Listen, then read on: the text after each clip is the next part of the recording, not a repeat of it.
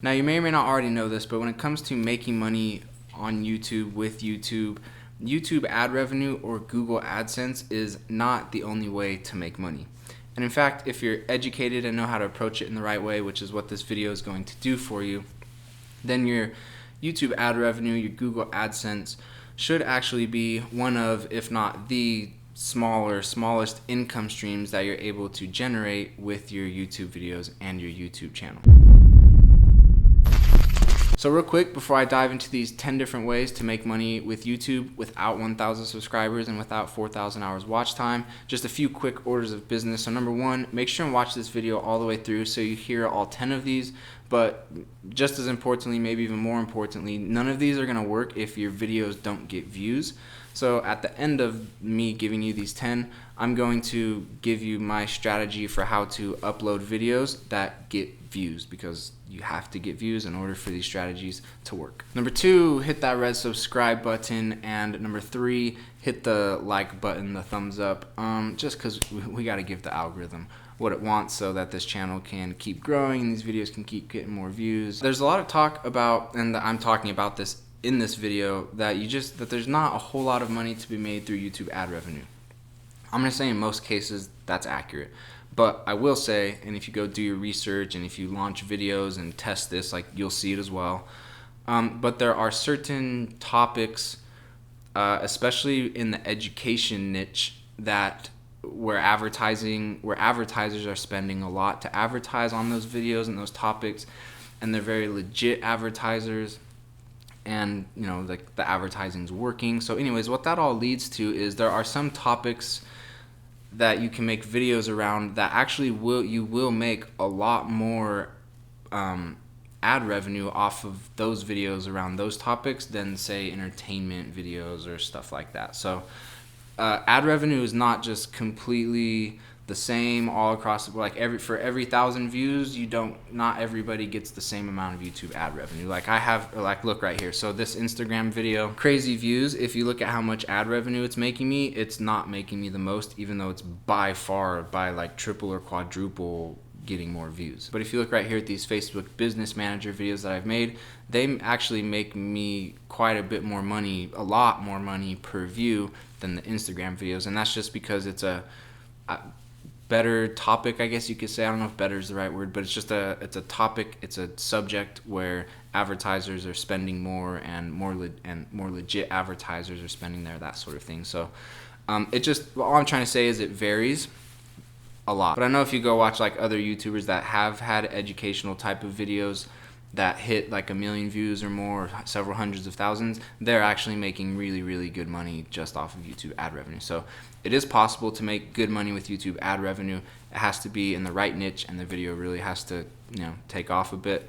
But for the most part, YouTube ad revenue, like I said, you're not going to make that much from it. And if you do YouTube right, you should open up bigger and better income streams for yourself anyways. So here's the 10 ways to make money on YouTube without 1,000 subscribers and without 4,000 hours watch time. So number one is affiliate marketing. Affiliate marketing just means that you promote somebody else's product or service, and when somebody buys that through your promotion, then you get a commission of that sale. You get a percentage of that sale. Let's say you use Canon equipment, and let's say that you're starting a YouTube channel. The videos you're going to be uploading are about videography, photography, Canon equipment. What kind of equipment you use, what's the best equipment to use, that sort of thing. It's really easy to find and sign up for people's affiliate programs. So if I just run a search and I go Canon affiliate program, and then this first result right here, Canon affiliate program, and then right here you can read some information about it. So theirs is 2.5% commission on sales, or it looks like it can go even a little higher than 2.5%. 30-day cookie window. So anyways, they give you information on how their program works, what kind of commissions they offer, stuff like that. And then to apply, just simply click here, apply now, fill out their information, sign up, and then you can become an affiliate. And then once you've signed up, what will happen is you'll be able to generate unique links that are unique only to you. And then whenever somebody clicks that link, Canon, for example, is tracking that person clicked through your link, and if they end up making a purchase, Canon knows that purchase came through your link, and so then you get a 2.5% or whatever commission on that sell. Another really common affiliate program that people use is Amazon Associates is what it's called. It's just Amazon's affiliate program. And if we look right here, for example, at one of Peter McKinnon's videos, I'm sure you know who he is. This is right here is Peter McKinnon doing affiliate marketing. So he's got he's got 5 products that he's affiliate marketing in this video, and those 5 products are linked down here in the description. Looks like he even added in a 6th there. And then you'll also see that he's got his entire toolkit also listed right here. And you'll see that all of these are Amazon links. These top 6 are Amazon links. So if I click one, that opens up, takes me to this product, which I'm sure he talks about in this video. And if I click and add this to my cart and buy it, and also this is how Amazon's program works, if I add any other product to my cart, Peter also gets a commission off of all of those products as well. So it's extremely safe to say that Peter makes a ton of money just off of Amazon affiliate commissions, because he's very gear heavy, very product heavy in his videos. And so when he links them all down here below, and just like his niche, right, works really well for that. But he's got all these links. He's got a huge audience, very successful channel. These are getting tons of clicks. Tons of people are buying these. He's making a lot of money off of Amazon affiliate commissions. So moving on to number 2, and these aren't in any particular order, by the way. I'm just kind of going through these randomly. But the second one here is to sell digital products. And there's lots of different forms of digital products, right? One is a course. You could sell an educational course. If you're a photographer, you could sell your images. Also, if you're a photographer, you could sell LUTs packages, which is like filters that people can put on their images. Or maybe you've created a software program and that's the digital product that you're selling. Or maybe it's your music. Maybe you're linking your music and selling your music in the description of your videos. It's really any sort of digital product. There's lots of digital products that you can create and sell. And a bonus for most digital products is they don't really cost anything to make, or hardly anything at all. Number 3, instead of digital products, you can sell physical products. So, we see a lot of YouTubers sell merch, clothing, different clothing items. That's definitely a physical product that you could sell. Slime YouTube channels, for example, probably are selling their slime. That's, they're selling physical product that way. I know even some like girls that just have like a lifestyle YouTube channel, they'll even sell their old clothing through their YouTube videos. So that's another physical product you could sell. Number 4 is to just simply sell consulting or coaching services. Like if you are expert or more expert than other people in a certain topic or in a certain field or at a certain skill, you can make videos about that skill, and then as people start to watch the video and as they want to learn more from you, you could say, hey, I'm opening up coaching, consultation, however much an hour, whatever, however you want to structure that. But consultation, coaching is definitely another way you can create money for yourself through YouTube. Number 5 is to sell your own services. If you have a skill, if you know how to grow an Instagram account, if you know how to build a website, if you know how to build an app, if you know how to run Facebook ads, something like that, some sort of skill set that people hire other people to do, then you can make videos about that skill set, that topic, and then you can sell your services through those videos. Number 6 is to generate leads with your YouTube videos. Now, YouTube is a very powerful way of generating leads, especially because it can be completely free, right? It doesn't cost you anything to upload a video. And if you upload a video and start to get views, which is, stick around for the end of this video, we're going to talk about how to get views on your videos. But if you upload it for free and start to get views and you get leads, all those leads just came in for free. Whereas if you go to Facebook and do lead generation on Facebook, you have to spend money to get those leads.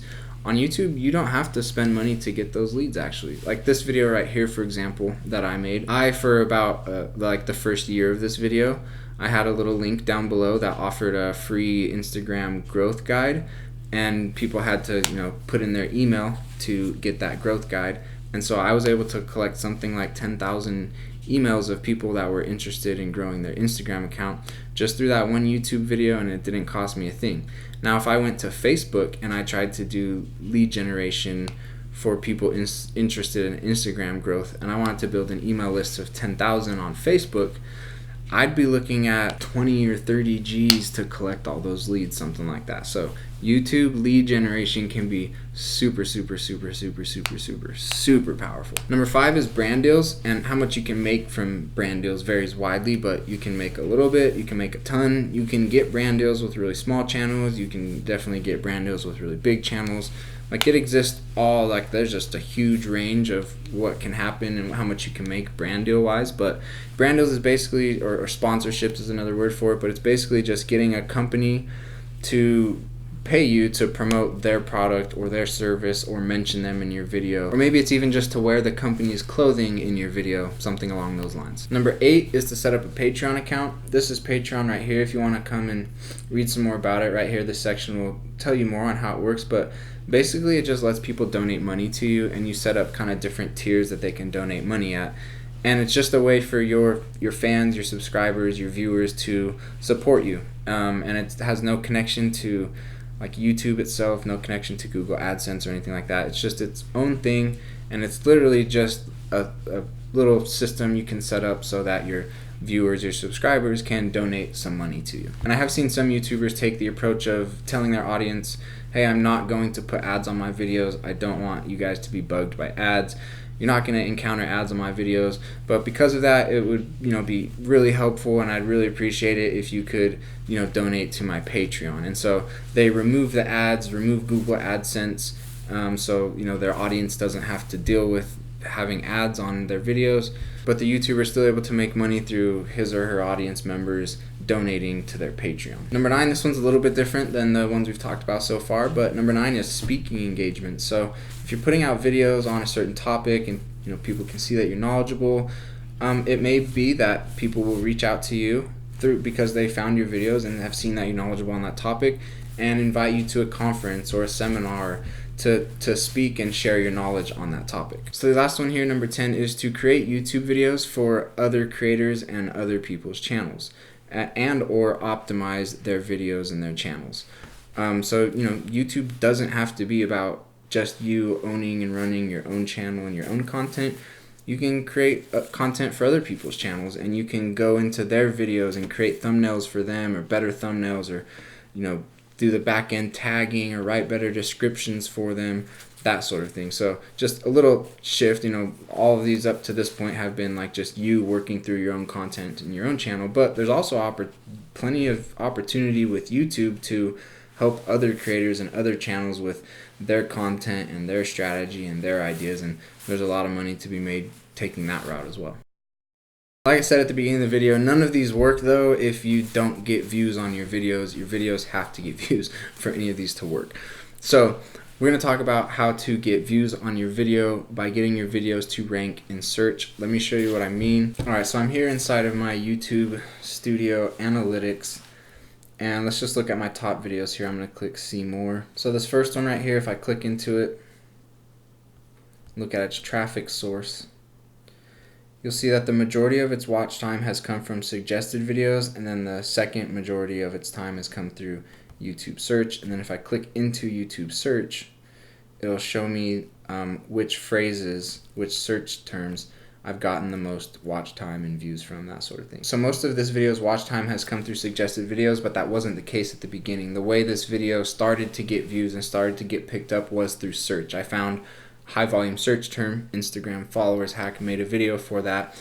It ranked for that in search, and then from there YouTube started to suggest it out. But if we go look at these other videos of mine now, if you look at this one right here, how to put ads on your YouTube videos, look at the traffic source. Search is 92% of my watch time. This business manager one right here, 85% of watch time through search. Views, 84% through search. Even this AirPods one right here that I made, this is kind of like a fun product review video, which they're pretty dope by the way, the AirPods Pro. Again, YouTube search, 87% watch time, 87% views. And then if I switch this to lifetime and we look at my channel's overall traffic source types, you'll see suggested videos at 39% and search is at 38%. Again, like I said, I only started getting suggested because I started to rank in search. So search has been the driver of this channel. And if we click into here and even click into YouTube search, it'll show me the search terms through which I've gotten the most views watch time and all that. So you definitely want to be uploading videos that can get ranked in search, and the way that you need to do that is by first identifying a high volume search term, and then you create a video for that search term. So I want to show you my best method for finding high volume search terms with low competition. Low competition meaning that there aren't a lot of people making videos for that search term, or there aren't a lot of people making good videos for those search terms. So because if you find a high volume search term but it's extremely competitive, then you're just not going to be able to get your video to rank. So you've got to find the balance of a high volume search term but low enough competition so you can actually get your video to squeeze in there. So let's use this video right here as an example of how to put ads on your YouTube videos. It's at 13,000 views, and if we go to YouTube and search how to put ads on your YouTube videos, you'll see that I've got my video to rank number 1 there, and it's getting a good amount of views. Not insane amount of views, it's not like the highest volume search term, but it's a search term with high volume. Like, it has good volume for me to get thousands and thousands and thousands of views. So here's the reason that I knew that there were a lot of people searching for this and that it wasn't too competitive, meaning that I could get a video to rank for this high volume search term, meaning that I'd be able to get a lot of views on the video. First, I have this tool installed right here that's called vidIQ, and it does several things, but for what we're looking at right now is it puts this little subscriber flag right here, this subscriber banner, and tells you how many subscribers the channel, the creator of this video, has. And then it also tells you right next to it how many views. And so what I look for is I want to see that there are videos, channels that have low subscriber counts but high view counts. Because what that means is that a small channel's video, a small video, is getting a lot of views. And why is that? It's because there's a high volume search term there that not a lot of people are making videos for. So whoever produces a video for that high volume search term now is getting a lot of clicks, and a lot of people are starting to watch that video because it's one of the few videos that's being served up to such a high volume search term. So I saw this guy's right here, 278,000 subscribers. Okay, that's not a low amount of subscribers, that's a lot of subscribers, but you'll see that his view count is way past his subscriber count. If we keep scrolling down, this is a good example here, 423 subscribers and 52,000 views. That's high demand, low competition, high search volume, low competition. This one's not showing a subscriber count, but this one right here, so that one's not showing a very good subscriber count. This one right here, 39,141K views. Alright, so it's not going to be like perfect where every single one you look at is like, oh, low subscriber, high view, low subscriber, high view. Like, you'll kind of see some mixed data a little bit, but I mean, it's pretty clear, especially here at the top, and then if you include my video now as well, that this is a higher volume search term that's not super competitive. So people who make decent videos for this search term have a good chance of getting it ranked and have a good chance of getting good views. But if we go like this, like if we search how to make money online, you'll see that this has a huge subscriber count with less views, huge subscriber count, less views, huge subscriber count, less views. And that's the same thing that I did with this Instagram followers hack video. See, that's low subscriber count, tons of views, low sub count, tons of views, low sub count, tons of views, high search volume, low competition. And then this one as well, this will be the last example here. We search Facebook Business Manager. Alright, I'm ranked 2 and 3. We gotta get up to number 1 here, but yeah, so I saw this guy and I was like, wow, 3,000 subscribers, 160K views. That's a good sign. Same thing here, 155 subs, 15K views, 1K subs, 85K views. High volume search term, low competition. It's exactly what we're looking for. So that's it right there. That's my strategy for finding high volume search terms for which you can get your videos to rank for, which will lead to you getting a lot of views. And if you want to see this strategy and see me like walk through it all more in depth, check out this video here. I spend a lot more time going through it. I just kind of breezed over it in this video, but check out this video here if you want to see this strategy much more in depth.